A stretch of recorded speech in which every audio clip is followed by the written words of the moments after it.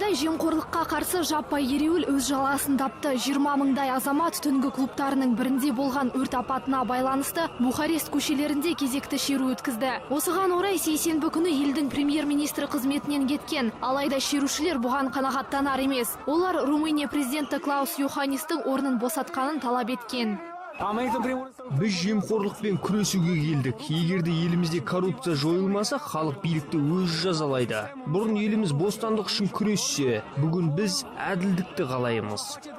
АКШ мемлекет департаментінің көмекшісі Виктория Нуланд Сирияның Хомс және Хама провинцияларында Ресей өз артиллериясы мен құрлықтағы әскерін шоғырландырды деп мәлімдеді. Ол Кремльдің әуе және әскери компаниясына күніне $1 миллион дейін кетіп жатқанын айтты. Сонымен қатар Нуланд Мәскеудің операциясын бейбіт тұрғындар зардап шеккені үшін айыптаған. Вашингтонның мәліметіне қарағанда бүгінгі күнде Сирия территориясында 2000-ға жуық ресейлік әскерилер шоғырланған екен.